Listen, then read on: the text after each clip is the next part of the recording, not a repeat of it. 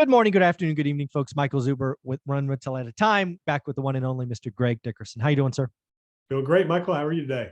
I'm doing wonderful, man. I love getting to talk to you bright and early Monday mornings, my time, get to ask you very unique questions. I'm lucky enough to talk to now 10 millionaires every week, but you have a unique skill set. Both video number one, you are a builder of luxury and first-time home buyers. Video number two, you are an entrepreneur.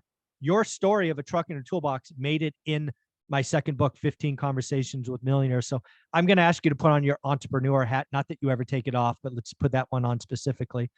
And I want to talk to you as an entrepreneur, an experienced entrepreneur, somebody who coaches and helps other entrepreneurs get started. I want to ask you, what do a lot of people kind of almost have overconfidence on when they get started, and equally maybe some things that they are too concerned about when they get started? Because I think a lot of folks, when they enter entrepreneurships, they probably are overconfident here and they're too scared over here. And there's a mishmash of things going on. What do you think? Yeah, it depends on the individual. It's all over the map. But, with a lot of people, they think more about the problems and the hurdles than they do the goal that they're trying to achieve.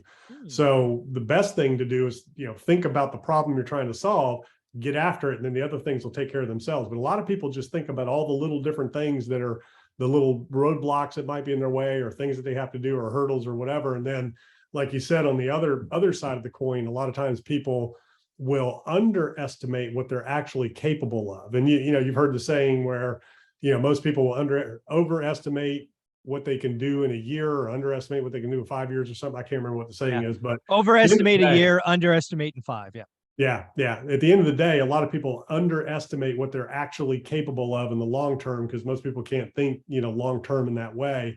And then you have the other side of the coin where people are just overly optimistic and way overestimate their capabilities, don't understand their limitations.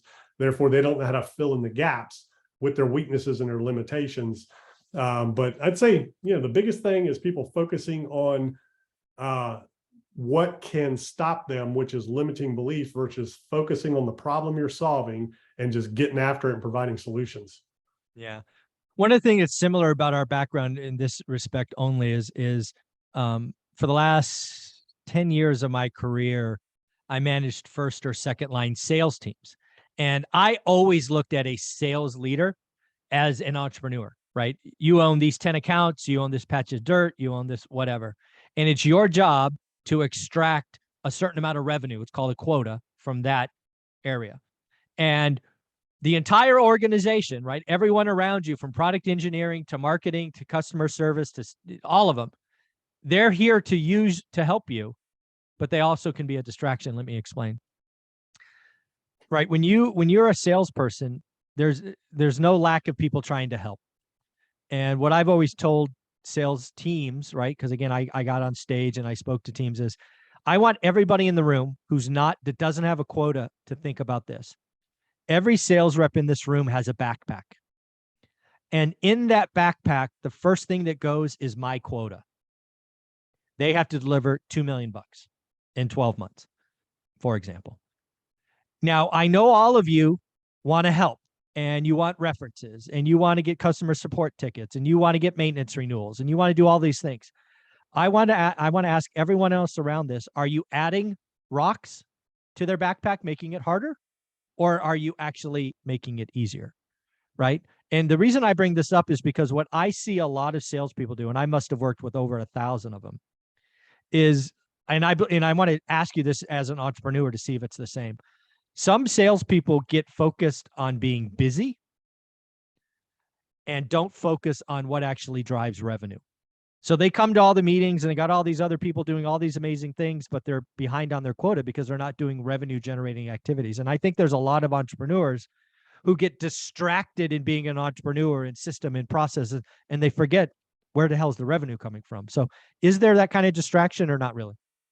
Yeah, absolutely. I mean, what you're talking about is just people don't want to pick up the phone and call, so it's just they're afraid of rejection. They have that resistance.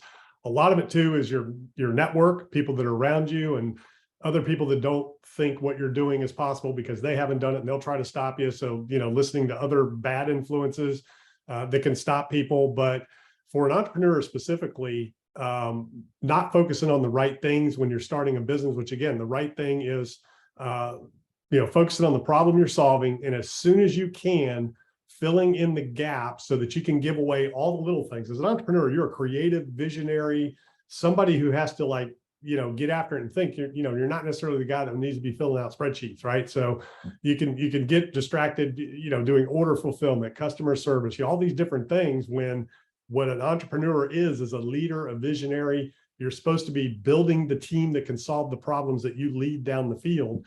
So, the analogy I always use is a head coach of a sports team, right? The head coach's job is not to play every position the players are doing and all of that. The head coach is to lead the organization. They've got assistant coaches, and then you've got the players, and you've got all the support around it. So for a lot of entrepreneurs, they get so bogged down in the details because they can't let go. They don't know how to let go, and they don't know what systems to put in place. So you need people, you need systems, and you need, the ability to execute and focusing on the right KPIs as you get going along. So that's getting a little deeper than what you're asking, but at the end of the day, depending on what people are doing, a lot of people just don't want to do the work. They just get distracted by other things. They just don't want to do what they need to do, which for sales, it's picking up the phone. For an entrepreneur, it's finding the right people and letting go of that control and delegating and, filling in your weaknesses instead of, trying to build on your weaknesses. Delegate that out, focus on your strength, and then get after it. Yeah. I think there's a lot of things when I look at entrepreneurs, and I bring up entrepreneurs because I think there's a lot of real estate investors, whether it's wholesalers, flippers, of that ilk, that have had it really easy the last 2 years. And I'm already hearing from many of them that are pretty stressed out, right? They've already burned through their savings. They maybe have too many projects going on. They're going to lose some money on. And when I kind of talk to them one-on-one, they got high on their own supply. They didn't realize the market made them. And two, they seem to have put layers between them and revenue, right? They're playing like master operator, but they're not actually in control of the revenue anymore, and they wonder what's going on. Maybe it just seems like there's a lot of pain coming to some investors who don't realize that the market made them. Well, it's investors and businesses because, the cost of capital.